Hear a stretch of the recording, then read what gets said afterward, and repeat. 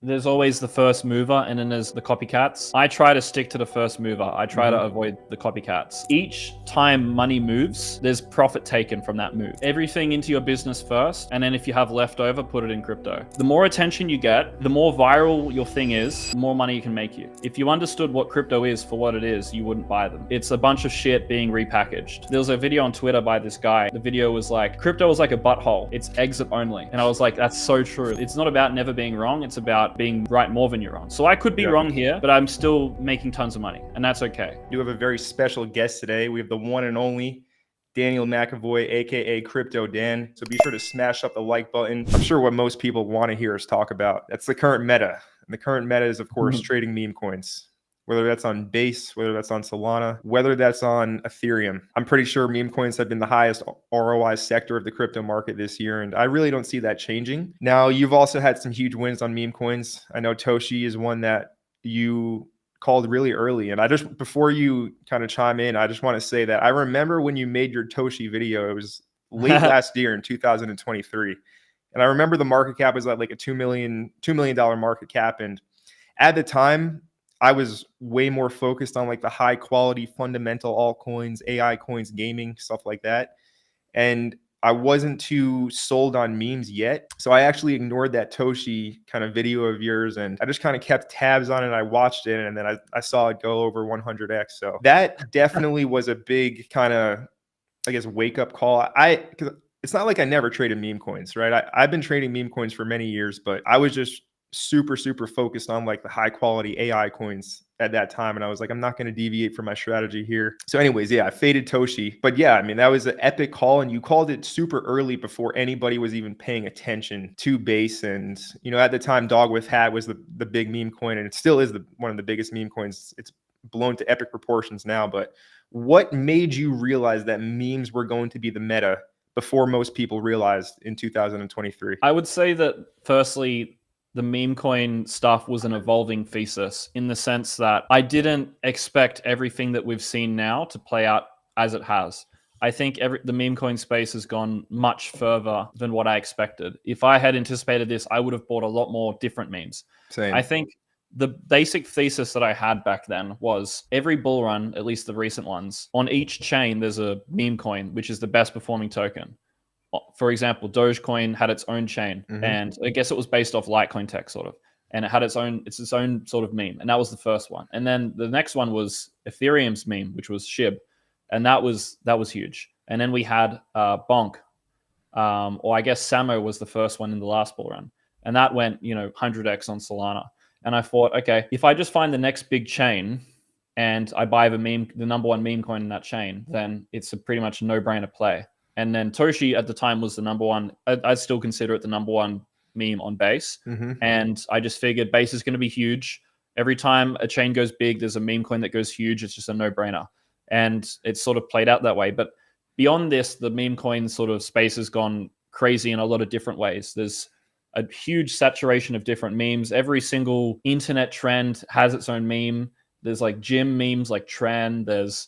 There's just so many different memes now. And I didn't expect that, honestly. It's gone beyond what I expected, but that's okay. You can't catch everything. You can't predict everything. And we've done really well. Yeah, Toshi's up like 100x. So yeah, that's pretty much what happened. Yeah, epic. And I remember when you made that video about Toshi, it made me kind of look into Base a bit. So I did. It's not a meme coin by any means, but this coin, Echelon Prime, it's a gaming coin. Oh yeah. Yeah, and I got Prime early, like at around $3, because I researched it and I saw, it's also on Base. And if you go to my channel and you search that, I also made a video about this one. Let's see the date. 5 months ago. And I shared my thesis about Prime here. And it ended up doing really well. I mean, it's up, like 6-7x from that time. But, it's not a meme coin 100x gain. Right. It's a bit safer. It's a more established project. Obviously, it's not a meme, but that definitely got me interested in Base. And I've had my own fair share of, great successes on Base as well. And the opportunity is just so ripe right now for memes. It's definitely getting diluted. There's definitely a lot of garbage launching. So yeah, how do you go about selecting a meme coin to actually purchase? How do you sift through the garbage? How do you find the diamond in the rough? Just a rough kind of, I guess, walkthrough of your strategy. I definitely would say that I'm not the greatest meme coin guy. I mean, I think there's meme coin guys better than me. I try to get it as good at it as I can, but I mean, it's a tricky sector. You have to be pretty much like in the trenches 24/7, and I'm just honestly not. But I can give some pointers. I've hit 100x on a meme. I'm sure that's like social proof. But Yeah. I would say that what makes a good meme is going to be slightly different going into the next 6 months. I made a video about this. I'm going to post it tomorrow on the YouTube channel. But my thinking is that once Bitcoin clears the all-time highs, we're entering that final phase of the bull run, 3-6 months, whatever it is, maybe 9 months, where it's just crazy inflows of retail. And the coins that they like are much simpler in terms of the thesis than what people might like in a bear market, or even what people might have liked 6 months ago. And so I think what you need to buy in terms of meme coins is what would appeal to the people who are coming in the future. You always have to think about what does my exit liquidity want to buy? What do the people who I'm going to sell to want? And you need to buy it before they buy it. So what do I think the people coming in want to buy? I think they're going to want to buy things like Dog with Hat or Bowden, for example, would be one that I'm really interested in. Or anything that has mass normie appeal that a dude could mention to his dad and his dad would get it. Like, for example, there's been a bunch of experiments showing normal people like at university colleges, like which coin would you buy? And it's like I've seen Arbitrum, Aptos logo, Solana logo, and then it's like Dog with Hat. And people always pick the dog. And I think that's the type of people that are going to come in. And you have to take that sort of whatever you would call it, like a social experiment, and you have to see that that's what's coming. So for example, like just a pick like Bowden, I think is a great pick. We're going into the election cycle. It's about to pick up in a month or two. Bowden is the winning political meme, and I think for good reason it is. I think it will continue to be. I was buying this one a few days ago. We're up like, I don't know, it's up like, the chart looks awesome. Really strong. Yeah, really good chart. So basically, in a couple months, right, for 6 months, there's going to be crazy non-stop talk about politics in America, all around the world. And all everyone's going to talk about is Biden and Trump. And I think Bowden has really strong normie appeal in terms of the name Bowden. It's like, it's catchy. It makes sense. It's like, I start calling him Bowden instead of Biden. It's easier off the tongue. Right. It's become his actual name for me. I think the meme, the image is just perfect. And I think given that a left-wing and a right-wing guy can buy Bowden versus a left-wing guy probably wouldn't buy a Trump meme, makes a lot of sense to me. And I think maybe Trump might even mention Bowden during one of his rallies if it gets popular enough. And I think that will really set it off. And it's a completely like normal fair launch token, organic growth. It's not like a VC insider coin. Look at it. It's awesome. I think it's great. The socials are a little bit weak in terms of the following count, but I think they just haven't bought any followers. That might not even be the actual account. But yeah, I think, for example, right, with meme coins, you have to pick something that everyone can get. Everyone gets Dogecoin. Everyone gets Dog with Hat. Everyone likes it, and that's why it's been successful. And then GeoBowden, everyone gets it. Like it's a funny Bowden Biden name. Biden's a carcass at this point, and you got a meme coin pretty much depicting that. So it's perfect. It goes hand in hand. Now, I agree with you. Political memes are going to be really big. There's the Trump MAGA coin. There's GeoBowden. Now I do, because I got into this one early, and I think it's hysterical. There's also one called Big Mike, and I think that this one does have some huge potential. It's more of it does have some conspiracy elements to it, but chart looks bottomed out, had a huge pump already, but now it's just been in this long consolidation. And I mean, this is just the ultimate troll, the Big Mike coin. So if we're going to talk political memes, I have to bring this one up. I do hold this one. I've held it for many months now, since February. And yeah, I mean, I would recommend everybody watching right now to look into it if you haven't yet. But they've been on InfoWars before. Like they went on a live call on InfoWars, and I don't know. I think that this one does have some potential to do really well when the election kind of hype kicks in. But that's just one sector of the meme market, right? Political memes. There's one thing. There's dog memes. There's cat memes. There's There's unlimited amount of memes, and that kind of shifts this conversation to the next point about the attention economy that we're in. The meme market is driven 100% off of attention. What has the most eyeballs? What has the most people talking about it? What has the most interest? And those are the memes that perform the best. And it's really, really interesting to see how something like Dog with Hat just took off and became the best, became the new Dogecoin. And I'm curious, actually, what is the market cap of WIF? Let's take a look at that while we're talking about I think it. it's 2.5 or something. 3.5 bill. Oh, wow. It's gone up. Yeah, it's pumping right now, up 23% on the day. Yeah, so I mean, it's insane to look at what this one has done from late last year, November, December 2023. And I believe there's a statistic out there that only 2 meme coins ever have gone above a $10 billion market cap. Doge and SHIB. And I'm in the camp, and I'm pretty sure that you're in the same camp, that this cycle we're going to have multiple meme coins reach those billion-dollar valuations, and multiple meme coins also reach above the $10 billion valuation mark. I think WIF for sure is going to be one of those. A political meme like Trump, MAGA, or Bowden could be one of those 10 bill plus meme coins. So here's my take on memes. I have kind of a shotgun approach. I'm in the trenches. I do spend a lot of time in the trenches. So I do buy stuff early, and I get wrecked a lot of times, but I also have some crazy big wins because of that. And the winners always balance out the losers, and the winners cover the losers. So there's different approaches to take, right? I think you have a different strategy in the sense that you're kind of more taken aback, where you're just looking at things from a distance. And when you see something that's more established and it has a bigger pullback, that's when you prefer to take your entry. Is that correct in terms of like an entry strategy that you'd implement? Yep, 100%. I think there's two main strategies for meme coins. And for whoever's watching this, you can sort of think about which strategy makes the most sense for yourself. So the biggest variable for which strategy you'd want to do is, I guess, time sort of availability. If you're busy building businesses, or you just don't want to put a ton of time in the crypto, then my strategy makes more sense. If you've got heaps of time and you want to get in the trenches and try to catch those 1000x's early, like for example, Bowden was once a 20,000 market cap coin. That would have made you millions if you got it early enough. You would want to do Connor's strategy. So for me, I'll explain my strategy first. So basically, I look for a coin that has already been out for a few weeks or a few months maybe, and I want to buy it on a 50, 60, 70, 80% pullback, whatever I think looks reasonable.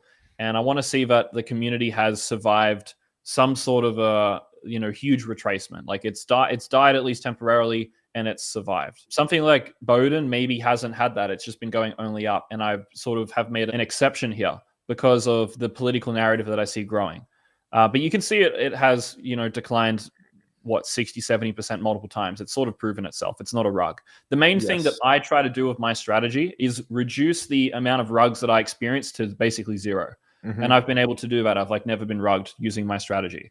Whereas I think when you do your strategy, you have a lot more upside on the wins, but you also have a lot more rugs where you lose everything. It'd basically be like trading with leverage, 100x leverage, and the liquidation is your stop loss, but you only do $100 accounts. So you just get liquidated maybe 10 times, but then one time you hit a big win and then you make it big. That's sort of meme coin, sort of in the trenches strategy. You have a bunch of small losses because you only put, let's say, a $500 clip into each meme.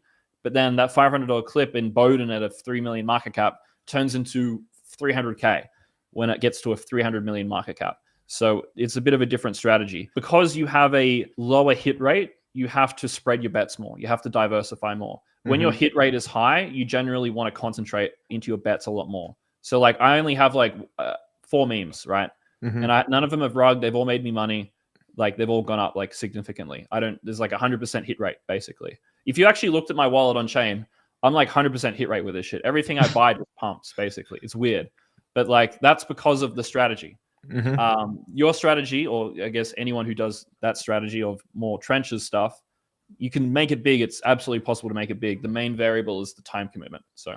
Yeah, absolutely. And just to kind of add on what you were talking about, currently, this current market environment that we're in, it's a lot more forgiving than it has been previously. So I've been taking the shotgun approach, and I mean, it's been nuts. What's some of these wins recently, just to kind of go through some of them. There was Andy on Blast, which kind of kickstarted my mini run that I'm on right now. And this one, like you said, each blockchain is going to have their go-to number one meme. I actually implemented more of your strategy on this one because I entered this Andy on Blast. So this one, I got in a 2.75 mil market cap, right around here. So it already launched. It had its first initial pump, and then it went there was long bottoming out reaccumulation here. I took that entry and, it ended up going from like a 3 mil to a 50 mil market cap. Now it's at 14. So yeah, that was kind of more of your wait for the big pullback and then enter, see if it can survive. And it was a bit risky because I did buy like the blood, the real blood here, super low where it could have obviously been a rug then, but it ended up not. And real quick, while we're talking about Andy, I don't know if you're aware of the Andy on ETH, but what's your take on that whole situation with Andy on ETH, Andy on Blast, Andy on Base, the dilution that's happening with these Matt Fury Boys Club comics? How do you think this is all going to play out? It's hard to say. I think there's always the first mover and then there's the copycats. I try to stick to the first mover. I try to avoid the copycats. I don't like buying the derivatives of things. I like buying the main asset. It's just how I like to play things. I find going too much to the derivative of a main sort of trend is a little bit more gambling, and it's not really my style. I would say that you can build a thesis around, this comic series. There's like 5 different comics that you could buy. My only concern is that there's a lot of dilution. Obviously, there's an Andy on like every chain, and there's no established winner yet. So there's a high risk of you picking the wrong one. Whereas you buy the main Pepe, it's the Pepe. There's no risk there. It's sort of like you can enter with size, and there's no problems. The other risk is that there's no sort of meme behind Andy. Like no one cares about Andy. People care about Pepe. It's piggybacking off of Pepe. If you're buying a meme to sell it to mass normie inflows, they only know about Pepe. They don't give a fuck about Andy or Hoppy or any of these other ones. They don't care about it. They care about Dog with Hat, Pepe, Bowden. These are the ones that are going to get to that 5, 10, 20 billion market cap. So you can obviously make money on these derivative projects, but you're selling it to a different person. Your exit liquidity is not normies. Your exit liquidity is people trying to find exit liquidity from normies, right? So I would be selling Andy much earlier, those sort of derivative projects, than I would these other ones, because you have to front run the front runners. It's sort of because you're not going to get that exit liquidity that you want, because they don't care. They don't really care about Andy. It's Pepe. So that's sort of my take. And you can see Pepe looks quite nice here.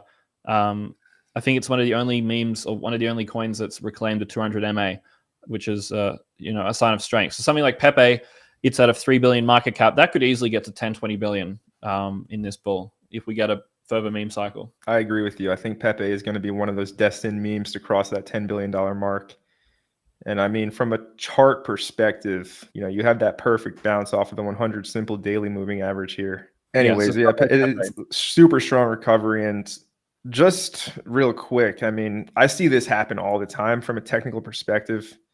I'm not sure if, I know you do use TA, but I'm not sure like you're a crazy TA person, but not like I don't use it like you're using it in this yeah.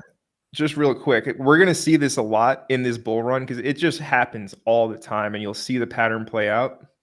No matter how you want to look at it, whether you have a diagonal trend line or a horizontal level, basically what happens all the time in a bull run is we get these significant dumps, these significant pullbacks. And this is just kind of to address market psychology, especially for newer people in crypto, because I know they sell out of emotions. The market makers are always going to have a technical breakdown and make you think that the whole bullish trend is lost.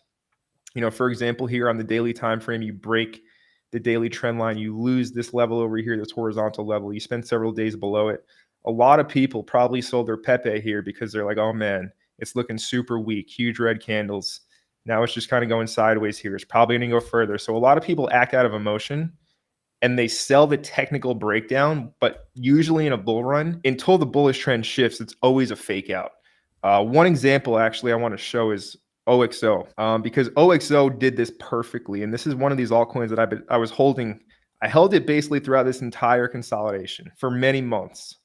And what happened here with OXO was, no matter how you want to look at it, basically it broke this kind of horizontal support level. And I know that a lot of people got shaken out because it broke the level and they thought it was going to drop out of this huge consolidation, but that ended up being the launch pad to push it higher. I'm just bringing this up because I know there's a lot of people that don't use TA and they see the red candles and they see a breakdown and they sell out of out of emotions. And I think that's just super important to understand that these markers are heavily manipulated, right? There's people pulling strings and, making the chart move the way it is. And I've just seen the pattern too many times at this point of a fake breakdown, making the bulls, feel like all the technical levels have been broken, and then they send it. So yeah, I just wanted to bring that up because I saw it on the Pepe chart, and I just know people get affected by it, and I know they sell out of emotion. So yeah, anyways, back to kind of meme coins.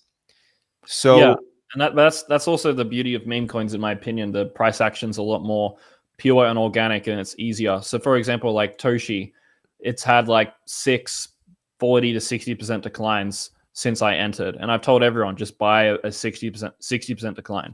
And every time it went down, we bidded, and then it went to new highs. Very simple. None of this like confusing fake out stuff. I think that's one of the beauty of like at least a lot of meme coins, not all of them.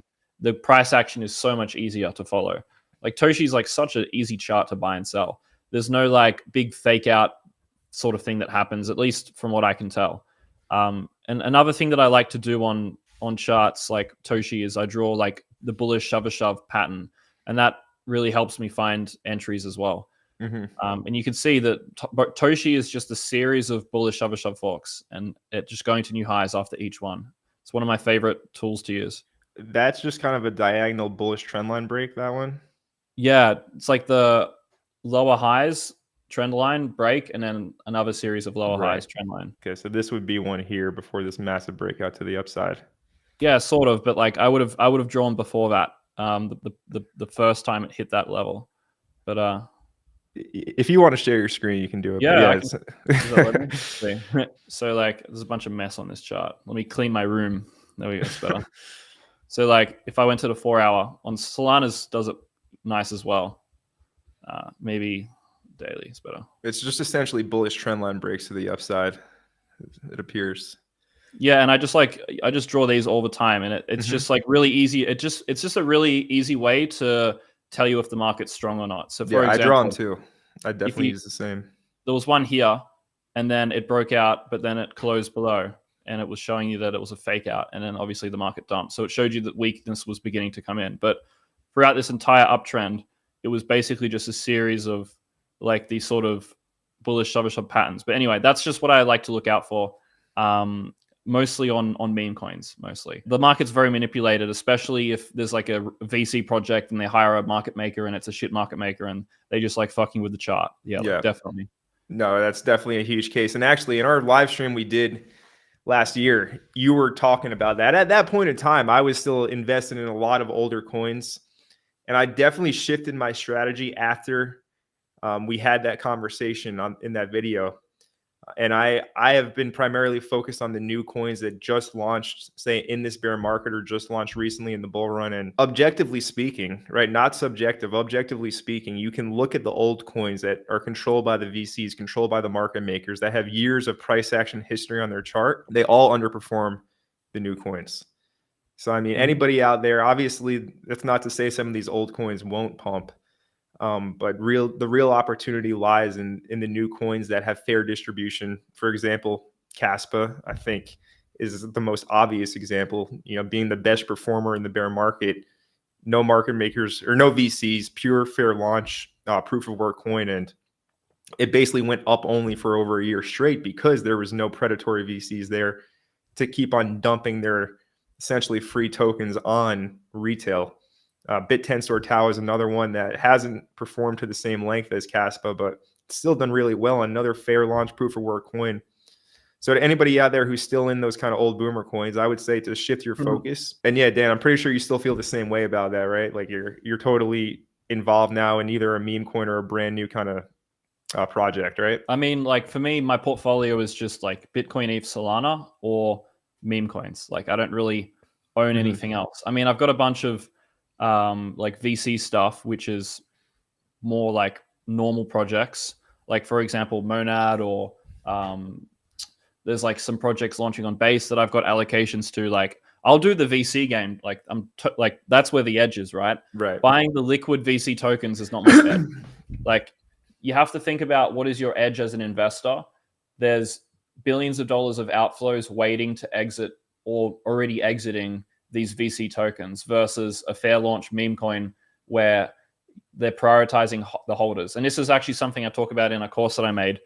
I have like a fundamental 14 of like the 14 main things I look for in a token. And tokenomics is one of the topics. And the question that I tell people to ask themselves about each project they look at is like, who is being prioritized to make money in this project? And if you look at most of the VC coins, the person that is put on top is the founders.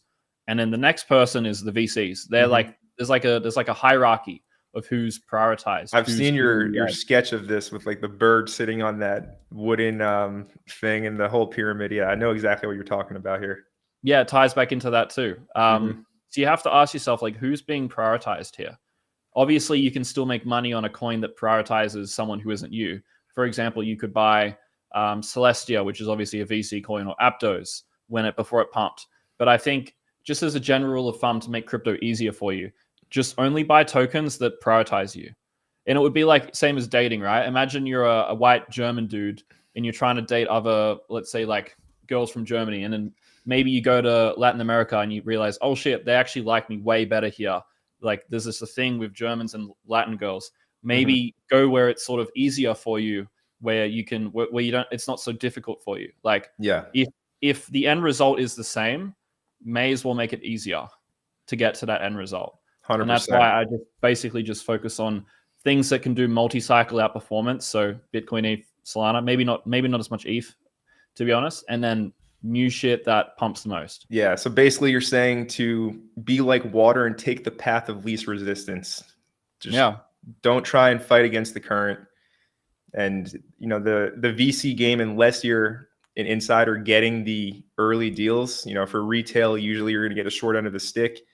So yeah, that's why we are, in my kind of view, a meme coin super cycle here because of these exact reasons, because it's fair game for retail and they have the opportunity to get into things on the ground level that normally they just wouldn't have that opportunity. So the market has changed drastically this bull run compared to the ones of the past. You know, in the past, it was all about the solid utility fundamental coins. And those are still going to do really well. We've already seen many do extremely well if it's in a bullish narrative like artificial intelligence. Some real world asset projects have done, you know, really good performances too. But yeah, I mean, memes are definitely like, I don't think anybody is ready for what's going to come here in this bull market. I think a lot of people are underestimating how high they can actually go. And I'm here for it, man. I'm really excited to capitalize on a lot of this stuff. VC sectors could perform well. It's just that the VCs have just fucked themselves over. They were the place that people wanted to make money from, but they never brought any real adoption, and they've just consistently drained billions of dollars from the ecosystem. And honestly, like, don't get me wrong, I think meme coins are probably going to end up doing the same thing.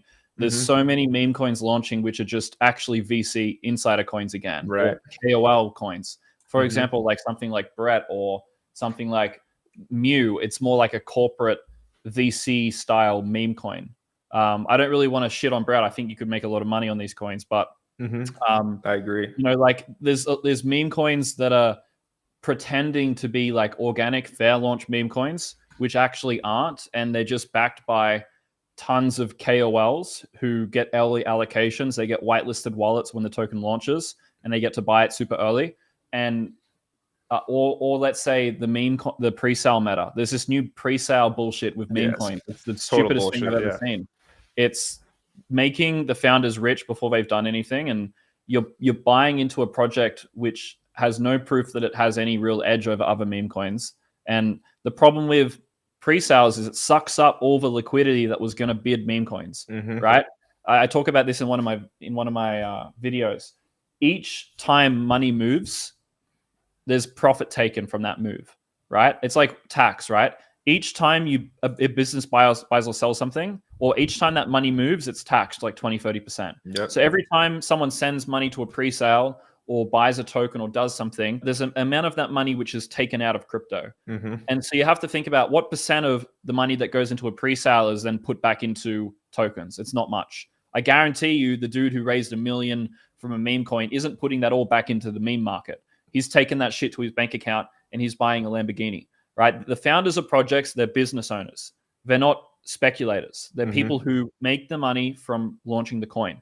They don't put that shit back into the market. So you send 10 million to a pre-sale, that's 10 million or maybe 8 million less dollars that was bidding memes, that's now bought a bunch of Lamborghinis or bought a fucking yacht party in Dubai, right? So each move of money is super bearish. So when you see this narrative pop up of $100 million of liquidity getting sucked out to some bullshit, that's the beginning of the end.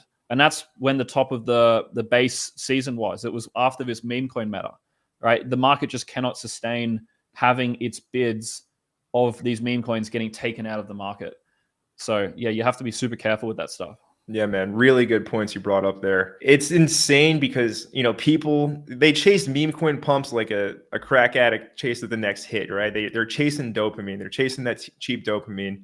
And that's why these, you know, meme pre-sales have made the founders so rich, because there's so many really desperate people out there that are willing to risk large sums of capital on some just complete bullshit meme coin pre-sale because they're just so hungry to try and catch a pump, and, you know, they end up just getting burned. So I've avoided all these base pre-sales. I haven't touched one of them, and I've had no interest on touching any of these base pre-sales because, I mean, if you actually can have success just speculating on the market, you know, you don't need to go and chase all these new pre-sales. And I mean, I'm sure you're in the same boat. You know, we've been in crypto for a long time now. I also actually bought the top in 2017, right? So I've been in basically as long as you. And at this point in time, I'm pretty sure we're both so desensitized to all the bullshit out there, the garbage, the scams. And I mean, a lot of the times we can definitely see right through it. And a lot of experience and a seasoned eye helps with that. But I feel like the newer people are the ones getting wrecked on these pre-sales because they're just so desperate to hit a win,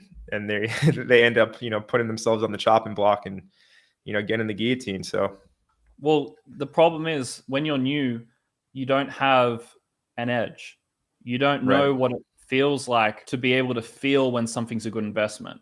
I will know a coin's good within 30 seconds, meaning that if I look at something and I don't like it immediately, I don't buy it.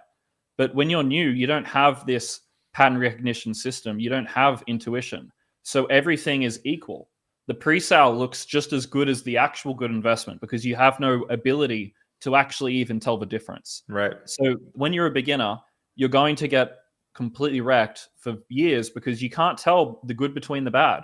It'd be like, imagine you've never had a girlfriend before and you meet a girl and you think she's awesome, and then she ends up breaking your heart and cheating on you. And it was like, oh, I didn't know. How would I have had any idea? But then there's the guy who's 10 years older than you, was like immediately knew she's a whore. Right.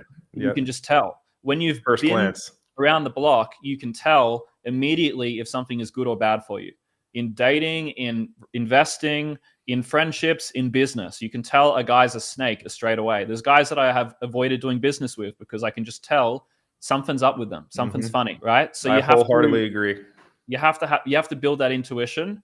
And if you don't have that intuition, then you have to outsource your thinking to smart people that you can trust. If you're a beginner in crypto, you're fucked. You're not making money by yourself. Or you might make money, but you're not keeping it.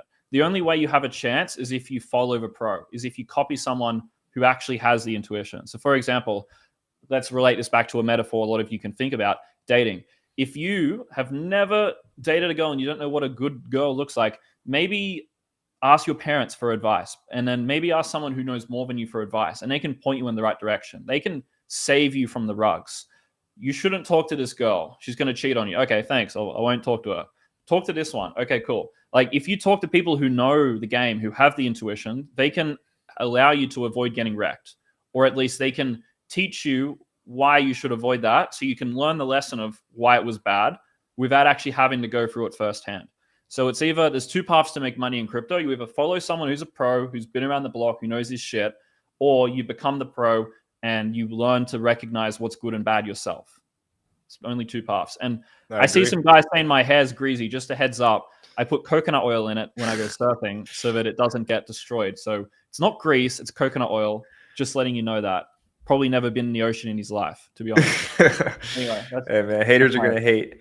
I actually I use Van Man's beef tallow and honey balm on my face, so they can. I use products as well, so anybody saying that can piss off. They don't know what's up. You brought up a lot of good points there, right? People, you don't know what you don't know. Your network is your net worth, right? Whatever your 5 best friends, you're going to become like them. Whatever quote you want to use, whatever metaphor you want to use. I'm pretty sure this is common knowledge for a lot of people, but it might not be because, I mean, who knows? There's some crazy people out there in the world that might be living in a cave and they don't really know too much, but God bless those people. But most people, I'm pretty sure they're aware that there's levels to the games of life. There's levels to the games of crypto. There's levels to the games of dating. Obviously, Meek Mill is gone down a dark path, but he has a good song called Levels. And he says there's levels to this shit. And it's very true. There is levels to it. So, for the newer people out there, definitely seek guidance before you end up getting completely wrecked, because it's very easy to get destroyed in this market. Just like dating, you're going to have to go through a bad heartbreak, probably most people, before you end up seeing success. You're going to have to probably lose all your money before you see success. If you're in crypto and you're new and you haven't lost all your money yet, 95% chance that happens. Like there's a 95% chance or more that you're going to lose all your money. All you guys watching this, you're probably going to lose all your money. Like that's just part of the journey. Every week, almost every few days, I get a message from a guy saying, "Oh man, I just lost all my money." Same, actually. I get a lot of messages like that because it's stupid. What do I do? They get scammed, whatever. And it's actually crazy how much it happens. I guarantee each one of those guys was saying, "No, but I wouldn't lose all my money. I'm different. I'm special." Because each person thinks, because you only experience life through you. You don't know if anyone else experiences life. They could all be NPCs. So you think you're special because you can only experience life through you. You think all the rest are NPCs. So you think, oh, I don't need to lose my money because I experience life and I don't know if anyone else does. So I'm special. No, everyone else is getting rugged, losing all their money in this bear market. Probably you as well. So it's just part of the journey. Like, just get ready for it. Like, all your money's going away. Yeah. I mean, well said. And not to spend too much time talking about the same thing, but it's important for newer people to hear it, because they just keep on walking into the same loop, the same trap, right? They're in like this alternative dimension where they just keep on living in Groundhog Day, the Truman Show, right? They just can't escape their own self-demise. So yeah, it takes time to learn, but you will eventually get over the hump. And the way to cut that time and, fast track your success is obviously to seek out a mentor. Like, it's just like any other thing in life. You want to get good at something, you learn from somebody who's already good. That's life. All right. So we covered a lot, from airdrops, meme coins, some general crypto investing tips. Real quick about airdrop strategy. I meant to ask you this earlier, but what's the best strategy right now for Farmbase? Like, if somebody hasn't used this at all, where should they put their Ethereum on Farmbase? Should they farm Base only? Should they farm Solana? Any of these other ones? What would you recommend? Well, firstly, they should use your link. I don't know if we have a discount thing, but we might. They should use your link. You should link the Farmbase link in the It's in the description already, guys. Yeah, you should use the link in the description to support Connor, and obviously I think it might be a discount link or something. But anyway, what you should do is you should definitely do Base. Solana, there's a bit of fuckery with the chain. Most of the transactions don't go through for everyone. So there's a bit of an issue with Solana. We're trying to fix it.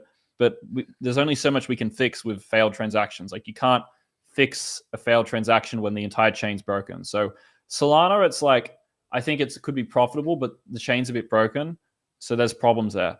I'd say definitely do Base, definitely do Scroll. Linear might be getting a little close to the airdrop date, but I think also worth doing. It's worth doing Solana, but you just understand, that the transactions are a bit fucked for a bit. It's once the chains, if they can fix the chain with Fire Dancer whenever that comes out, then everything's back to normal. But definitely Scroll, definitely Base, I would say. Cool. And I don't believe there is a discount link for my link right now, so maybe we can talk about that afterwards. And yeah, we can look into that. I don't know if that's a thing, but we can try to make it. Cool. I'm sure the community here, the Crypto Empire community, would greatly appreciate that. So that's awesome. All right, now you're all in on memes basically, and then Bitcoin, Ethereum, Solana. You said pretty much. So to anybody out there who's all in these utility coins, and they're not holding any memes because they have this thought in their head that they're like, hey, I need to invest in these solid fundamental projects that are going to change the world, and meme coins are useless. And I hear this talked about all the time in like different circles. And these people say, oh, everybody who's trading meme coins, they're complete liars. They only put in $100 into each meme, and they never actually make any money with them. Like, there's just so much kind of blocking yourself off from success that I see in the meme market. I think that's changing a lot because people like yourself, myself as well, showing what I'm doing on YouTube and having huge success. I think a lot of people are coming around and realizing that, yeah, you can actually make real money in memes. But to anybody out there who still has that old fixed mindset of, I only should be buying the utility coins, the fundamentally solid ones that are, building groundbreaking technology to change the world, and all these other buzzwords, what would you say to those people to wake them up to the fact that they're getting lapped, they're getting outperformed, and they're basically getting laughed at and pointed at because they're underperforming so much at this point? What would be a wake-up call to these types of people? Well, I mean, it's just a misunderstanding of what crypto is. You would only buy these fundamental coins if you don't understand crypto. If you understood what crypto is for what it is, you wouldn't buy them. So first of all, the problem is you don't know what crypto is. You think it's good. You think that they're changing the world. You think that they're building real technology. They're not. It's like it's a bunch of shit being repackaged over and over again, just slightly differently. 95% of crypto is a total scam. And the 5% that's legit, most of it you can't even invest into, or it's just Bitcoin and it's a huge market cap. So like most of this stuff is just a pig with lipstick. And I have an entire course talking about this stuff. Like there's the way that I view markets, there's an entire like sort of context to it. The basic premise is just that it's just a big casino and it's all a scam, and you have to basically buy the scams which people will want to buy from you in the future. The main consideration that you need to take into account when you buy something is like future flows. That's like the number one thing. It's about where's the money moving in the future. That's like the main thing you need to think about. For example, when I bought Toshi, the main thing that I was thinking about was Base is going to be big because Coinbase will send its users there. That's a big flow of capital. That's in fact the biggest flow of capital that I could see in this bull run. There's no bigger flow of capital imaginable that I could even think of. Maybe ordinals potentially, but even that, like I maybe not even as maybe bigger than that. So I just identified the flow of capital, right? It's coming, all the money's coming into this casino. And then you just position yourself before the flow happens. That's like the number one thing. You can buy the wrong coin in the right sector and you'll make lots of money. Like for example, almost every meme coin on Base went crazy. You could have bought the shit ones and they still went up. But you were in the right place at the right time. You could buy anything and make money. Even in the last bull run, like layer ones were like the hot thing in the last bull run. You could buy like even the shit layer ones and they still went up a bunch. Yep. So you're in the right place at the right time. So I think you don't even really need to look into the project so much. The main first thing you need to identify is the flow of capital. Where's the money moving? What's the big trends? For example, in the last bull run, you saw Binance launching its own chain. You could have said, Binance has every user in crypto. They're going to send them to the Binance smart chain and they're going to be buying shit on that chain. You could have come up with the thesis that, okay, maybe I should buy the token of the swapping platform that they're all going to use, PancakeSwap. Okay, that's like a boom. That was a liquid 40x. It was too obvious in hindsight now that you're mentioning all this stuff, man. Yeah, it was way too obvious in hindsight. But I missed it too, and now I've learned that lesson. And that's why I caught it with this time with memes. So yeah, it's just, for me, it's just number one, don't even look at the project. Just look at where's the money going. Like where's the flow of capital? Where's the attention going? And you also need to view crypto through a business lens. So whenever I'm analyzing crypto, it's always through a business lens. Because like obviously for my business, it's all about sales and marketing. It's about virality, getting attention turning into money. Same thing with crypto. Each of these coins is the same business as Farmbase. It's just about getting attention, giving an offer that people want, and then selling it to them. It's the same thing as what a meme coin does. Obviously, meme coins, launching coins is way more unethical in my opinion, but it's the same concept. The more attention you get, the more viral your thing is, the more money it can make you, essentially. So when I look at coins, it's like, where is the attention going? It would be the same as trying to predict which businesses are going to get really popular. So imagine I was trying to figure out which startup is going to get success. It's the same thing. It's like, which one is going to get tons of customers? That's like the main thing for me. Where's the money flowing? Where's the attention going? I sort of repeated myself, but that's like number one thing. Yeah, no, it was a good answer to the question, right? It's all about future pacing and, forecasting what's going. We're speculators. All of us are market speculators. That's all we are at the end of the day. You can call us all these fancy words, but all we're doing is speculating on the future price of these assets. So we're in the attention economy, social media. People are spending the majority of their waking hours staring at their phone, staring at Instagram, staring at X or Twitter, watching YouTube. It's all about where the attention is going to go. And yeah, I think meme coins are capturing a huge percent of that attention. So my last question that I have is, let's say that you're in the same exact position you were in say 2020. Maybe you bought the top in the last cycle. You have $5,000 to your name. What's your course of action to run it to $1 million? Knowing everything that you know now, but you have 5K and that's all you have to start in crypto. Or maybe you've been in for a few years. How are you going to run it up this cycle if that was you? Okay. If I was like right now, I had 5K, I would be basically working remotely, like getting probably a job in high ticket sales. And I'd just be all in on meme coins, basically. I'd be in the trenches, basically trying to get super early into meme coins and catch a like 100x sort of thing. I'd probably also be grinding in Monad to get the NAD roll, just for the Monad airdrop. That'll probably be like a 20, 40K airdrop alone. Just trying to grind for that roll. I'd also talk be to you about that one to learn. Yeah, we can talk about that one. And what else would I be doing? I would be probably like very focused on networking. So I'd be like trying to build a little group of dudes in the trenches that I can just be in the trenches with and find coins with. Or I'd be probably trying to get a little bit of cash flow to join another group, just to try to like, because when you do crypto, you guys don't understand how hard crypto is without network, without like, so much of the money that I've made is just from me and my friends working together to like make money. And when I look at all the best guys in crypto and like I'm in some of these groups, I realize that it's all just an insider game. Like it's literally just the best dudes all hanging out, taking all the dudes' money who don't have a group. They're all doing crypto alone. Like that's literally the entire game. It's just insiders working together to take money from outsiders. Right. Even at the highest levels. Yep. Even at the highest level. So if you're not an insider, you're an outsider, and you're playing the game on extreme hard mode. So like if I had no money, no connections, I'd be trying to stop being an outsider and I'd be trying to become an insider. I'd be trying to like network. So like it's genuinely impossible to comprehend how fucked most people have it without having that network. Like it is so much harder to make money. Like I remember back when even like 3 years ago, like my network wasn't that great. Same and I as me. still did well. But like I think how much better I would have gone if I just had a few guys who specialized in a couple other sectors. Like I missed so many opportunities. Like imagine I had a guy who was specializing in Binance Smart Chain. I would have caught Pancake Swap 40x. Imagine I had a guy focused on meme coins, then I could have got SHIB.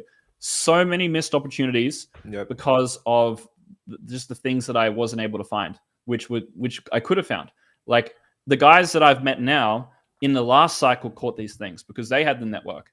And I'm like, fuck, if only I like were friends with these guys.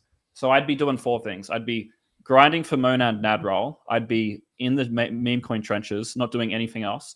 I'd be working a high ticket sales job remote. So for cash flow, making 10K a month, whatever. And then I'd be trying to network. That's pretty much it. Simple answer. And I think you covered all bases. Get your cash flow right. I would be pretty similar. I mean, I would find a way to get income, right? Because you need money coming in. Without money coming in, you're up shit's creek without a paddle, basically. So you need income, whether it's a high ticket sales job, whether that's a normal sales job working for a regular company. Obviously, that's going to eat more of your time if you're not doing it remote. Anyway, you just need to figure out a way to get money in your bank account so that you can actually go ahead and live stress-free and cover your basic expenses. And then from there, I would also be, in the trenches. I would be in the meme coin casino. There's no other opportunity that exists on earth like what we have right now. And I think that this is going to be like the last cycle where we have this abundance of opportunities just because of regulations that are going to come in afterwards. I think this is my own speculation, but I don't see the freedom that we have now lasting for like another 4 years. So I would strike while the iron is hot And I would be, balls deep in the shitcoin trenches 100%. Not to just, piggyback off of your answer, but you hit it perfectly, right? You need a network. You need people with a brain and eyeballs that can research like you're researching. You can't just be a one-man army. And I've definitely fallen victim to this in the past, especially when I started my YouTube channel and, got into crypto. I still kind of am a one-man army, but I have like a good network now. But yeah, I definitely one-man armied it way too much in the beginning. And like you said, I missed so much stuff. And yeah, it was a big kind of mistake. You need to get involved with people that are basically, either doing better than you or just as hungry as you to succeed and willing to work hard and sacrifice and put in the hours to get good, right? Like it's amazing what can happen when you join forces with people that actually know what's going on. So, yeah. For example, like each person has a certain amount of alpha that they can extract from a bull run. You have a certain amount that you can get, and it only can scale so far, your alpha. Like with the amount of capital that you have, there's only so much you can extract from a bull run. And I've realized this, like I'm always trying to find opportunities, but I'm hitting like this max capacity because all these people want me to tell them what to do. And you hit like a cap of like your the amount of alpha that you can extract, right? You might only be able to extract 30 million or something if you were to hit your max capacity. But with each person that you network with and share opportunities with, you actually increase your maximum alpha that you can extract from the market. Because each opportunity, you might only be willing to put in 20K of your capital. And he might only be willing to put in 20K. But amongst what was possible for you to put in, you could have maybe put in 200K. So imagine you told 10 friends in your network to buy this opportunity and you all put in 20K. There was no loss of how much you could have made because there was room to put in 200K. And now you've also got 9 other dudes telling you about opportunities that they find. Maybe there's a guy specializing in AI. Maybe there's a guy specializing in, I don't know, airdrops. And so when you all work together, you're increasing your maximum extractable alpha from the market. And that's what people don't realize. When you work by yourself, you've only got the alpha that you can extract. And for most people, that's zero alpha. It's just luck, basically. Most people just rely on luck. And there's a question here about how do you weed out scam coins from legit meme coins? The main thing for me is just time. So if a meme coin has existed for a day, very high chance, 80-90% that it rugs, right? I said before, every base meme went up, but I'm not referring to buying a coin that came out a day ago. I'm referring to like the coin's been out for a couple weeks, everything was pumping past that point. So the first thing is time. If a coin has existed for an hour, probably a rug. If it's existed for a month and it still looks fine, very unlikely to be a rug. Another thing you can look out for is the type of people backing it. So there's this one guy on Twitter called Sisypheus. I've recently done a couple KOL things. I haven't done it before. And I see him in all these different KOL groups. He's in every single fucking pre-sale in the world. Let's just pull him up on the screen so people know how to avoid him. He's like the man whore of the crypto KOL world. He's in every single deal. The first guy here. It looks like I'm following him. And it's funny because a lot of people think he's smart, but really he just prints millions from being in every single deal. He's like the man whore of the pre-sale world. He just hops from like dude to dude to dude. And he doesn't actually care about any of the coins he invests in. He just insta dumps them. It's just, you get him on because he's the hot girl of the crypto world, but he doesn't give a fuck about you. So like, for example, if you see this guy and there's a number of other like scam KOL guys, if you see them on the team of a project, probably going to die, right? There's been a number of meme coins trying to launch. They get these backers, these KOLs, and they die. Sometimes it works out, but like that's a red flag. If there's like red flags you can tally for every project. I'd add this guy as a red flag, for example, like major red flag. Like it'd be like, imagine you meet a guy and you want to do business with him, and he's just getting with a bunch of like strippers and stuff. It's like, ooh, it's a bit weird, bit of a weirdo. Yeah. Imagine a coin, instead of bringing on like real value providing genuine people to invest, he brings on a bunch of like these man whore KOLs. It's just a bit weird. It's like, okay, you trying to rug people here, like not a very long-term vision. If you bring these guys on, they don't really have a good reputation. So yeah, like you can tell like a short-term versus a long-term focus of a coin based on the KOLs that they bring on, based on who's backing it. In fact, if a coin doesn't have KOLs and they just did a fair organic community launch, that's very green flag. Mm-hmm. If they just said, fuck the KOLs, we don't need them, they're not that useful, which they really aren't. Mm-hmm. If you have a good project, you don't need them. You can just launch the coin and build a genuine organic community without needing them. Yeah, those are always the ones that do the best, when it has the actual genuine organic community, because you can't buy that. There's no price that you can buy that for.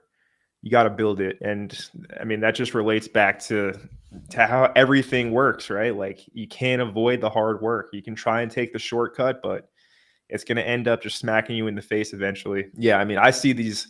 That's why I avoid a lot of projects, actually, is because, you know, when I see like, I don't know, Crypto Rover shilling something, I don't want to touch it, right? I don't want to touch it with a 10-foot pole. So yeah, knowing who to not listen to is probably one of the biggest factors to avoiding a lot of rug pulls and a lot of scams out there. And it's funny, like in the last bull run, I was working for a coin and I was helping them find KOLs. And there's so many of the guys that you all listen to who try to invest into projects early, and they will talk about the coin to their audience without mentioning that they got the seed round or that they're invested. For example, like Moon Carl on YouTube, he was one of the KOLs potentially investing into our project.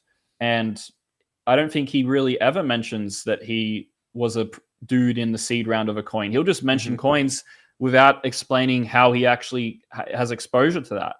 I've done my first ever like KOL investment like this week because I really like the project. And I will openly tell everyone like that I'm literally invested in this. I'll tell you the valuation I got, how much I put in. I'll be super transparent with it. But like guys like Moon Carl, they get on these projects. They don't tell you that they invested. They just tell you that it's a great coin because it seems more genuine, and there's probably going to be more people that buy the coin if he's just mentioning it without saying that he's a seed round investor. So like another thing to do to look for scams is just, like I said, see the people who are backing it. And you have to understand that most people, when they even shill coins, it's actually just because that they're a KOL, right? And they won't tell you, most of them, but they are. Yeah, amen to that. That's how this industry works for anybody that's not aware.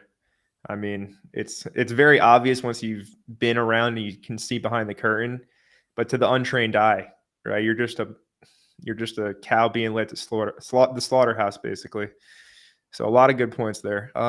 This question from Charable: for airdrop, is it best to sell soon after receiving? I would say it's always a good idea to, if you're just gifted thousands or tens of thousands or hundreds of thousands of dollars for using some random protocol, I think it's a good idea to realize some profit immediately. What do you think about that, Dan? Yeah, I mean, eventually you have to start taking chips off the table. I think sometimes airdrops go up, sometimes they go down. The edge of the airdrop was in the process of farming it. The edge of the airdrop is not in the ownership of the token. So let's say I got an airdrop for a token and I'm not sure if I'm bullish on the coin or not.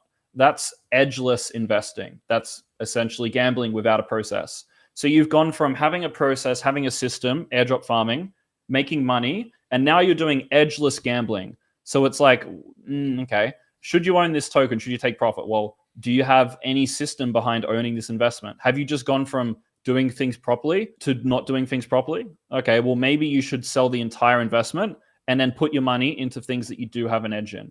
Or what I'm probably going to do with a lot of airdrops is when I get free money handed to me, I'm selling it to stables and I'm going to take it to my bank account. I've already began selling like large portions of my meme coin exposure and sending it to my Coinbase account just in stables, ready to get taken to my bank account. Like, I don't care if it's early. Like, you need to stop. It's just a good habit to implement, right? Absolutely. Like, most people have never taken money to their bank account before. They've only ever put money in. And a better mindset is, there was a video on Twitter by this guy, and the video was like, crypto is like a butthole. It's exit only. And I was like, that's so true. Like, you shouldn't even, like you should barely ever put money in. It's just, you should mostly just be pulling money out. Like, that's a much better approach than putting money in. I try to find ways to make money in crypto, so I never have to put money in. In fact, I don't think I've put money into crypto in years. I think it's been maybe 3 years before I put a single dollar into crypto, because I earn in crypto, meaning I never have to put in, and I'm just always pulling crypto out. So like, I think it's a much better approach to view crypto as a butthole. It's exit only. if you can. Yeah, interesting analogy, but it makes so much sense. And I guarantee you, I see we have like 900 people watching us. I would say at least 95% of people watching are what you just said in the sense that they are only putting money in and they haven't taken anything out yet. I think that is so common, and it's just the complete opposite of what the small percentage of people that are having success are doing. So I think it's a huge wake-up call, what you just said right there, to a lot of people listening, right? Like, this is how the game is being played by the people that are having the most success. So you can either keep on doing what you're doing, or you can adapt your strategy and, figure it out. And, you will have to sell. There is going to be another brutal crash at the end of this run. It will all come to an end. And if you don't take your profit, you're going to be left holding the bag once again with nothing to show for it after spending every day of your life for the past few years staring at your charts. So if you don't have an exit strategy in place, you are screwed, because you will be you'll get dumped on. You will be the exit liquidity if you don't have a plan to get out of this market. Yeah. A lot of people have never, ever sent money to their bank account. In fact, most people can't, because they don't want to pay taxes. They're scared of paying taxes. And this fear of having to put effort in, this procrastination from a future scenario where they have to pay taxes or set up the tax setup, makes them never want to sell. And because there is a lot of friction and resistance to the act of taking profit, like properly doing it, sending it to your bank account, most people never do it. And this is why it's really important to exercise the habit of taking profit early, because you want to make it as easy as possible to exit when the time comes. Because if you don't, you're not going to. For example, imagine a guy that you listen to sells his coins, and you're really busy. You work a 9 to 5, you've got kids, you haven't got the tax set up, you couldn't even sell if you wanted to, you've got nothing set up, but it's time to sell. You'll go, oh, I'll do it tomorrow. You get distracted. Big work day, come home tired, go to bed. Wake up the next day, prices are down 5% because the market's begun to crash.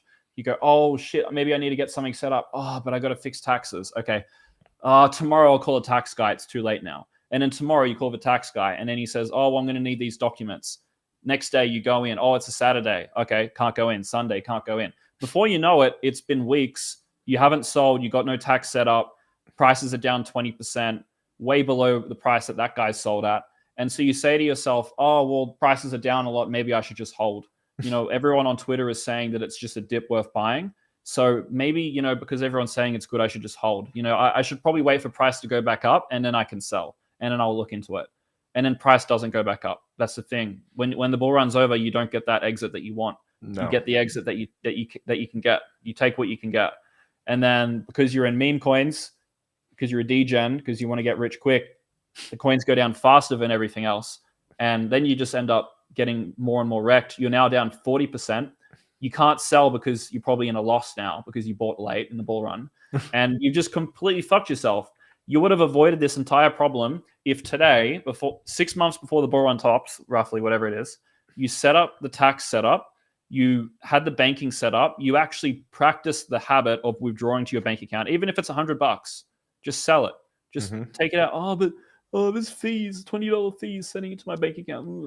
What's better, $20 fees or losing your entire net worth because you couldn't sell, right? You have to remove the emotion from the things you do, and you need to look at it very logically. You are willing to spend $30 on Netflix, so you're willing to spend $30 on a test withdrawal to your bank account, right? At least see if you can fucking do it. Maybe your bank account doesn't even let you withdraw crypto. A lot of you actually have bank accounts which hate crypto. And if they see that you're trying to put money from Coinbase, they're going to start giving you problems. And then they're going to tell you, nope, you're not doing crypto anymore. And then you're fucked. So yeah, you need to get it set up today, not tomorrow, because before you know it, the top's in and you got nothing set up and you lose everything. Yeah, I think that might've been the most important talking point other than all the strategy we talked about. I think that's the message that people need to hear. Because we can talk all day about trading memes and, making the next 100x, but if you don't have a means to an end, if you don't have a way to actually make that money real, it's literally all for nothing. And I think you were being very kind of generous when you said, oh, you waited a few weeks and prices crashed 20%. When the bear market actually hits, in one day, your altcoins can be down 50, 60%.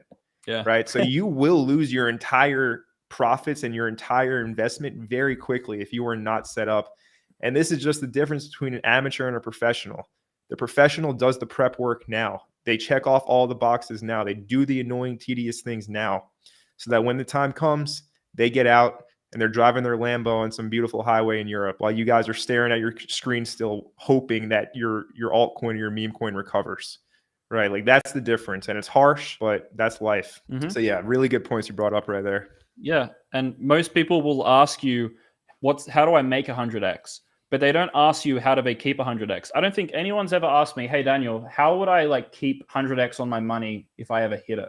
No one ever asks once they make the money, because they think that them as their current state can make 100x and they can keep it without having to do any sort of deep work or building systems or anything. It's never it's never like, how do they keep it? It's always, how do they make it? And that's why all of you guys are going to make money, but you're not going to keep it, because you've only asked half the question. You've only asked the first half. You're not concerned about the second half, and that's where you're going to lose it. If you don't have a plan to keep the profit that you make, you're going to lose it all. So start asking the right questions. Start asking like, hey, Daniel, like, what's a good tax setup? Because I'm probably going to make, hopefully, a bunch of money. I want to prepare for this. I want to be ready for it when it comes, because a lot of you, like, you're just saying to yourself, oh, I'll make the money first and then I'll worry about it. I mean, maybe when you build a business, worry about registering a business name and all that shit once you've proven that you can make some money. Yep. But like, if your business is doing 10 mil a year, you probably should have set it up before then, right? When you've made $1 million from crypto, you probably should have set up the infrastructure to handle that before then. Yeah, I agree. You got to do the prep work. You can't avoid the necessary building blocks, building the foundation. And most people, unfortunately, they just want to avoid everything. Let's see if we got any more good questions here. A lot of people really liked your analogy about buttholes. It wasn't mine. Credit to the guy on Twitter for that great analogy. I think we covered a lot here. If anybody has any final questions, now is your time to ask them. If you guys have final questions, send them through. Keep an eye on it. Yeah, I mean, we've discussed a lot today. I mean, we covered everything that I want to talk about. Here's a question. They were addressing you, Dan, but I want to take this one first and then let you answer. So this person says, what do you think about staking Atom, Tia, INJ for airdrops? Don't do it. If you have to lock up your coins for 21 days, if there's a 21-day unstaking period, you should not stake your coins. And oftentimes the amount of coins you get for staking Atom, for example, that ecosystem, the amount of airdrop you receive for staking is just not worth it. So that's my take on it. But Dan, I'm curious if a different take. Yeah. So there's two ways to make money in crypto. It's either yield or delta. Yield is you put money into something. You're sort of like lending money in a sense, or you're using money to sort of secure something, and you receive like money back. So let's say you put $100 into staking and you get $10, 10% APR a year, or you put money into a liquidity pool. That's the first way to make money, yield. The second way is delta. So you buy something, let's say a coin at $1, and you sell it at $5. So you made a 5x on your money, right? It's the price change of the asset. So in crypto, the money is not in yield. Unless you've got millions of dollars, don't worry about yield. But the problem with yield in crypto is you, let's say, can make 20% a year, but you risk your entire portfolio. For example, when you provide liquidity on Uniswap, we talked about this already. If they rug the liquidity pool, you lose all your money. Yep. If there's a hack, if something goes wrong, if the coin dies, whatever, your money's gone. So liquidity pool, let's say you make 20% a year, but you could lose, you have a non-zero chance of losing everything. And that's a bad setup, because the only time that a 20% yield is going to be worth something is when you have like $1 million. So you're risking $1 million to make 200K a year. Not really a good trade-off. So what's the big money in crypto? The big money is in delta, right? Mm-hmm. You're here because the upside's asymmetric. You're here because something goes up 100x and then it drops 99%. That's what you're here for. So if you're locking up Tia for 20%, let's say a year, but you can't sell for 21 days, meaning if you want to sell, right? Let's say today your favorite guru says they're selling Tia and you now want to sell it. You have to wait 21 days for you to be able to even sell some, meaning that when you go to sell, the token could be 10, 20, 40, 50, 60% lower than when you wanted to exit. Mm-hmm. So all that yield that you just made is lost in the space of 3 weeks because you couldn't sell when you wanted to. So yeah, you can do yield stuff in the bear market, maybe at the beginning of the bull, but you should unlock your tokens at least 6 months before when you think the top of the bull run is, because you need flexibility to be able to move fast and make quick decisions. Because if you don't, you're going to fuck yourself over. So last bull run, I was big into like staking because I was oblivious. Like ignorance is bliss, as they say. And I made a lot of like staking tutorials on YouTube, like how to stake your Cosmos Atom. And it was, if I could go back in time, I would just completely avoid that. The 3-week unlock period can mean the difference of making a 10x or a minus 10% gain. So yeah, just if there's a staking unlock period, I would just avoid it like the plague and not overcomplicate it. I literally do 0 staking. I don't think I have a single dollar locked up. Maybe like $200 from the last bull run.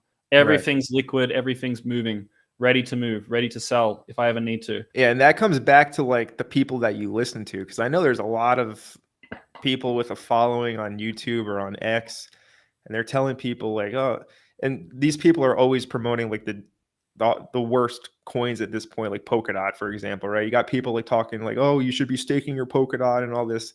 It all comes down to who is your source of information, who are you listening to, and you know, if you're still following somebody that's talking about staking your TIA, your Atom, or your DOT, I would do some landscaping on your list and kind of trim out the weeds, because there's really no need to take in that information. It's only going to cloud your judgment. Yeah, I think in crypto there's like levels to crypto, and at certain levels you have certain beliefs, and at like level 6 people think yield's good, and then you get to level 9 and you realize, oh, yield's stupid. And when you're at level 9, you look down at level 6 and you go, it's funny, like these guys are clearly on level 6. But when you're on level 1 and you look up at level 6, you go, oh wow, staking tier, this guy's really smart. But when you're on level 9, you're like, this guy's a fucking retard, like he should not be teaching. But when you're level 1, you just think everyone's smart. You think the dude on level 4 is smart. You think even level 2 is good.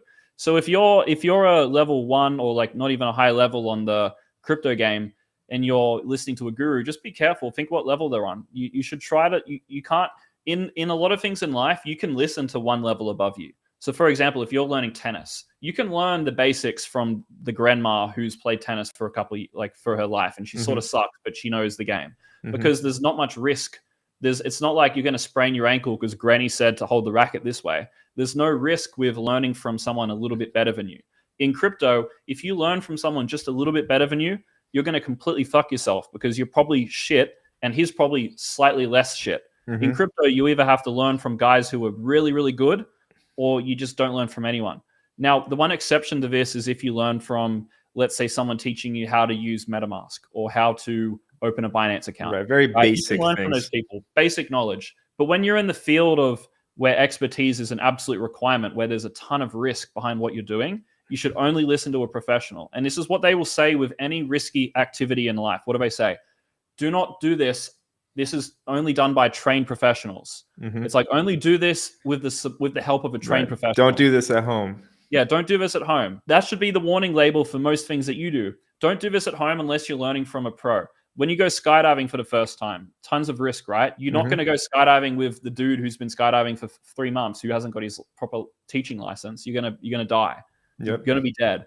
So like in crypto, you want to lose all your portfolio, learn from the dude who's level 6 telling you to fucking yield farm tier, right? Like, it's just retarded. Yeah.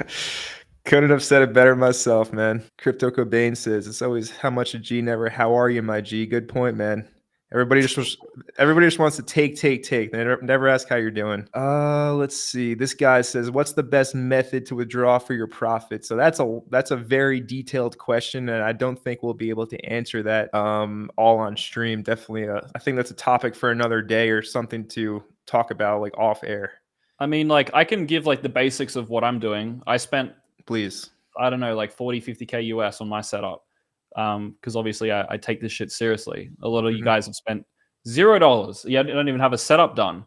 I'm over here spending 50K, like a yearly fucking salary, just to get tax set up. So let me tell you what my setup is. I was an Aussie resident. I'm actually currently in Australia, but I'm not a resident of here anymore. So I don't pay taxes to Australia. You only pay taxes to a place that you're a tax resident of. You're a tax resident of a place only if you live there.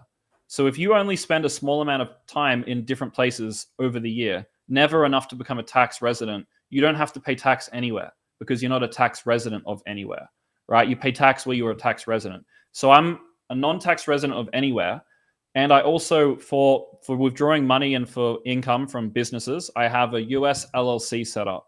So I have a company in the US. The US allows you to have what's called a pass-through company, meaning that you can make money in the US, you can use US banks, you can use US infrastructure, and you don't have to pay taxes to the US because I'm not a tax resident of the US, right? I exist elsewhere in the world. Mm-hmm. So I have all my crypto profits, all my business income.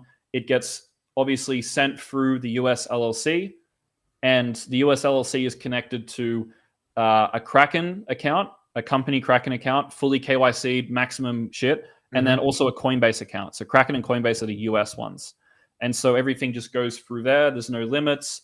I have 2 personal US bank accounts set up, and I also have a business bank account. Mercury is a really good business bank account, my favorite bank of all time, and then just a couple random ones. And what you do is you go to the US and you go into a bank and you say, hi, I want to open a non-resident bank account. And they look at you funny and they ask you why, but you just tell them you just want one because I might be spending more time in the US, and then they let you open it. And it's a non-resident bank account, completely legal, no problems. As a backup, I also have a Dubai residency, not tax residency, different thing, residency. So it means that I can get the banking, the infrastructure in Dubai.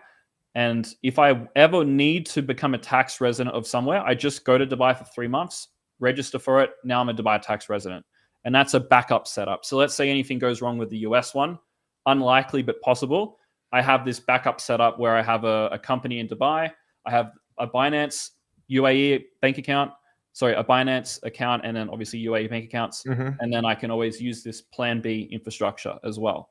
And that allows me to have basically infinitely scalable onboarding and offboarding with zero tax whatsoever, ever. Yeah, you just dropped the sauce right there in terms of how to cash out. So this won't work for you, by the way. I'm aware. I'm very aware. Trust me, I'm very aware of that. Yeah, any US guys watching it, it's a bit different story. But if you're Aussie like me, feel free to copy me. All right, let's see. This guy says, when creating an exit strategy for a shitcoin, what would be 3 factors you would be looking for? I'll take this one first, and then I'll let you go ahead and share. So what I would be looking for to exit a shitcoin, you have to know the position of yourself and everybody else in the market. If you bought and you're up 2x and you were pretty late, that means there's probably some people up 10x, 20x, maybe 50, 100x. So you have to look at the chart and you have to determine where everybody else is at, because you will be exit liquidity if you keep on waiting. So what I would say is it's wise to realize your initial investment, not right away, because you don't want to dilute your gains. So let's say, for example, you sell your initial investment on a 2x and the coin ends up going on 100x from your entry. You just diluted your gains from a 100x to a 50x, right? So generally speaking, I look to take out my initial from like anywhere from a 3 to a 5x if it's a meme. I still am in a lot of these utility like AI coins, stuff like that. So for those, I'm a little more aggressive. I'll wait for like a 10x or so. But I mean, a shitcoin is a shitcoin, right? So they're both considered, like you said, the whole entire market is basically a scam at this point. But yeah, I would look to realize my initial so it's risk-free. And then, I mean, how I do it is if I'm up massive, I just like slowly incrementally scale out. Just like I would scale in, DCA in, I just DCA out as well. That's worked well for me. There's been times, obviously, where I should have just clipped it and just market sold everything because the coin had gone down significantly and I could have realized a lot more profit. But there's always 2 edges to the sword, right? What if that thing kept on pumping? You would have been able to take out more. So yeah, I like the scale out approach.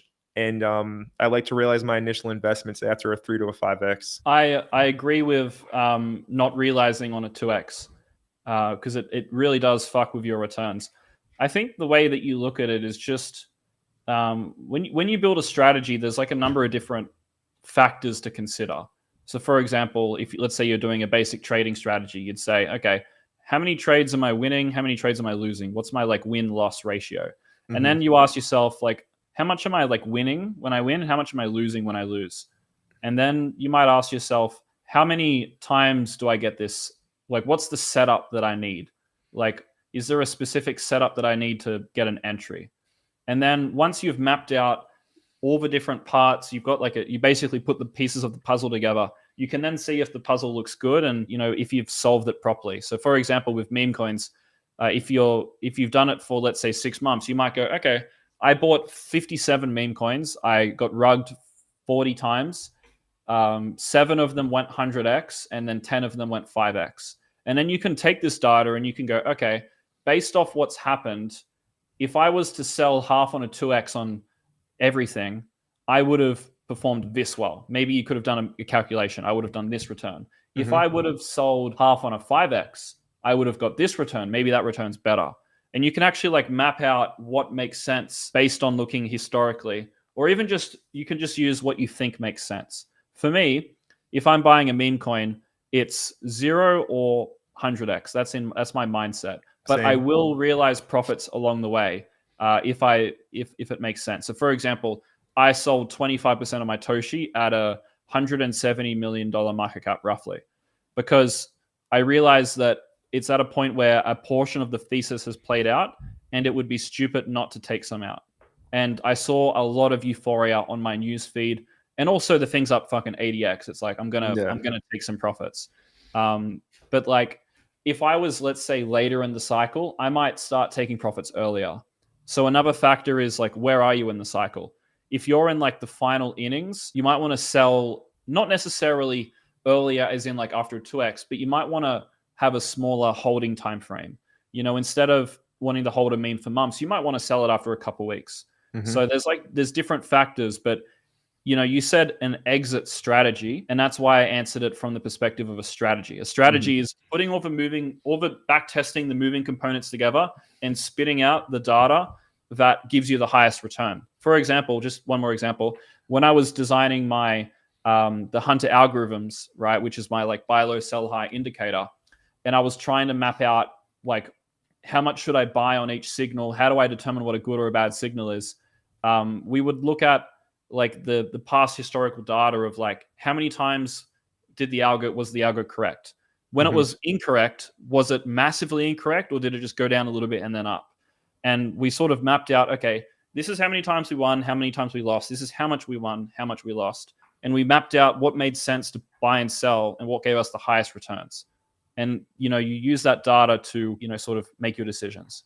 But for meme coins, like you said, a simple data set that you can't ignore. Don't sell half after a 2x. It's stupid. It's 0 or 100x. That's sort of the idea. Yeah, and then when you see a stupid, absurd green candle, it's generally a good idea to at least take some off the table, I would say, because let's be real, like you want to sell into the volume. You want to sell into the green. You don't want to sell when it's red. And most people do the opposite, right? When it's green, they're euphoric.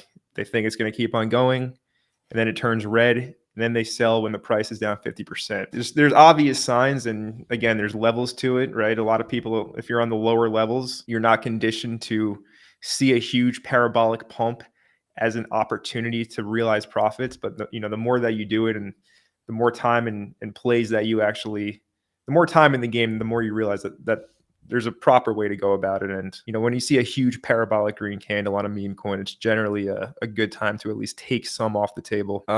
So we'll take two more questions. This guy says, what do you think about the Brett and Toshi dynamic? Who will be the king of base? And are you swapping any Toshi for it? I think this one is addressed to you, Dan. Yeah. I don't want to cause problems because, you know, a lot of people that I am friends with are big on Brett, and I don't have anything against Brett, but Brett is 100% like a cabal coin. It's not a fair launch organic token like Toshi.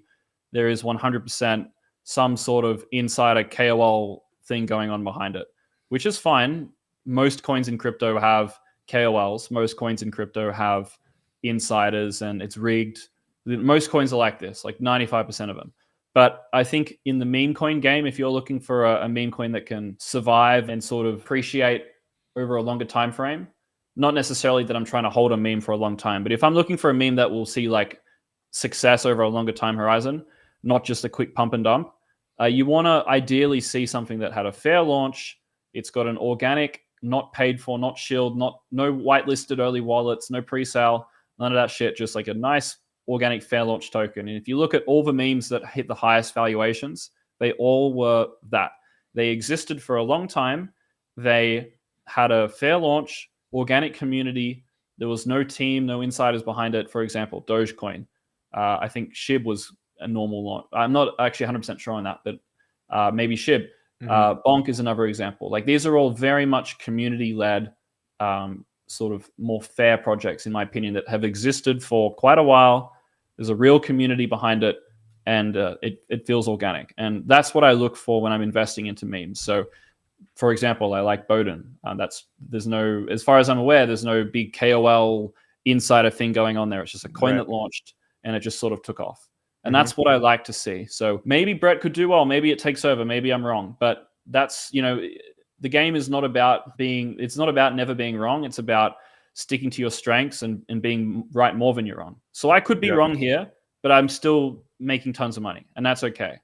So I could be wrong, but that doesn't even matter. And yeah, that's the most important thing right there. Like, you said you don't want to piss anybody off, and crypto shouldn't be so tribal where it's like communities going up against each other and cursing them out like a Call of Duty Modern Warfare 2 lobby back in the day, right? It doesn't need to be like that. For example, there's one coin, Hedera Hashgraph HBAR, which I used to be a fan of, but I changed my stance on it. No longer a big fan of it, but a huge news release just came out that BlackRock is putting some kind of tokenized money market fund on their network, right?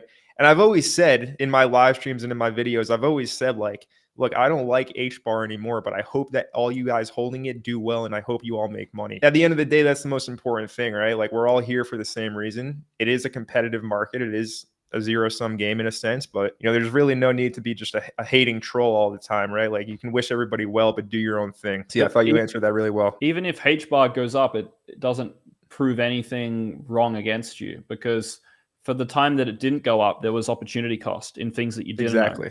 So for example, HBAR went up 2x, but it did nothing for 6 months, or it went down 60% the past month, didn't it? It went down a lot. So there's an opportunity cost. You could have been speculating in memes up 50x already. So like the people who would give you shit for missing out on that HBAR rally are people on level 1. Right? We talked about the levels before. They're just level 1 idiots. They don't know the game. They don't understand what the word opportunity cost means, which is just completely absurd to me. Like, imagine not knowing what the concept opportunity cost means. Like, no wonder you guys don't have money. You don't understand some of the most basic foundational principles to getting rich. It's literally like probably my top 5 most important term I've ever learned in my life. People don't even understand it. Level 1 dudes don't have any idea. So yeah, people can't be given shit for missing out on HBAR or whatever, because there's opportunity cost, right? The thing has done nothing for fucking 5 years or however long, like 3 years, whatever it is, hasn't done anything for years. All the money you could have made buying something else that actually went up in price. Exactly. And the coins that I bought smoked HBAR right now in price performance. So if there's any dudes out there on level 1 who might be hating, you're getting lapped right now, so do better. That's all I have to say about that. Not even in the same bracket. Not even on the same level. Anyways, let's go ahead and move on to our last question of today's show. Let's see if we can find a good one here. You want to pick it, Dan? You can see the chat as well, right? I can't see any questions, but wherever you're getting these questions from are good. Okay, cool. So you can pick the last one. I'll pick it. Let's see. All right, this is kind of a good question. I think you'll have some good input about this. So this guy says, Benjamin, he says, how do you decide or think around how much to reinvest in business versus how much to invest into crypto? I would say everything into your business first. And then if you have leftover, put it in crypto. Because crypto is a scam and it's just gambling. And if you're someone smart enough to actually be able to make money from a business, which most people aren't, then you're probably capable of scaling that business very, very far. Like if your business is at 10K a month, there's not much difference between you and making 300K a month. Like you've done the hardest part, which is actually making a business work. Scaling a business is not that hard. Like you don't need to be a genius. You've done the hardest part, which is overcoming, negative feedback from everyone around you and taking a lot of risk in terms of you have to maybe drop a career or something. You've done the hardest part. So from 10K a month or whatever level you are at business to 300K a month, whatever it is really just putting the money back into the business. And I think money back into the business, money back into yourself, if you're someone that has potential in life, is always going to be a better investment than any coin crypto thing could give you.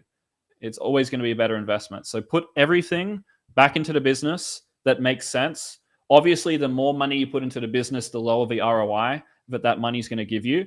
So maybe try to do a mental calculation. Is there actually something that I could put back into the business? Is there actually an investment I could make into this business which gives me a decent ROI? Maybe for $100,000 there is, but maybe the next 50K there isn't. So then that amount you would put into crypto. But I would say always business first. That's 100% the way to go. But let's say you run a cash flow heavy business that doesn't have much expenses. Maybe there isn't a ton that you could put back into the business. And then in that sense, you'd be putting more sort of investment into yourself and then more into crypto. But let's say you run an econ business where it's very more so about the exit than the cash flow. Then you'd be wanting to reinvest heavily back into the business because you're aiming for an exit versus trying to make money cash flow to put into something like crypto. Yeah, good answer. And I mean, I would say always invest in yourself first. That's the best investment you can ever make. Not to be too cliche, but it's very true. And then from there, your business comes first, really, before your speculative, degenerate meme coin trading that you're probably going to spend the money on anyway. So yeah, like you don't even need crypto. Like if you make 100K a month, there's zero reason to do crypto. Like you make money from business, you don't even need to touch this market. You can literally become most people in the world who became billionaires didn't even fucking think about crypto. You do not need this market. If you're a business owner, you do not need crypto. You really don't need it. It will just be a little boost or a little bit of fun or just something that you do on the side, but it's really not at all a priority. Like most people watching this probably won't make a business. It's obviously not for everyone, but if you are someone who can, you really don't even need to do crypto. You can just fucking ignore it. Just focus on your business. There's 1,000 ways to skin the cat, as they say. A lot of ways to, get rich in this life. So no reason to limit yourself here. But Dan, I want to thank you for coming and joining me for this. I really enjoyed it. And I'm pretty sure that everybody watching also really enjoyed it and got a lot of value. So thank you for being here, guys. Be sure to smash the like button for Crypto Dan and also give him a follow on X at CryptoDan19. Also subscribe to his YouTube channel at Daniel McAvoy. Definitely keep up to date with everything Dan is doing. I mean, you guys heard him here talk for 2 hours and he clearly knows what he is talking about. A great resource in this space. So give him a follow, give him a subscribe if you aren't already. Also, you got the man here himself who made Farmbase Pro. He told you everything about the platform today. If you're not using this to automate your airdrop farming, I'm not sure what you're doing at this point. You see, I have basically 50 wallets set up, farming Base, farming Scroll, farming Linea, also farming Solana. So I would say to get on Farmbase Pro, strike while the iron is hot. More airdrops will be added in the future, but right now you got the base airdrop coming up, which is going to be, pretty big. And then also Scroll and Linea, Solana. So get on it. Use my link in the description down below. I appreciate all of your support with that. But Dan, any parting words for anybody watching this? I always say like the same summarizing thoughts. It's just that you're going to lose money for a long time, for many, many years. And then if you stick with it, you'll make money.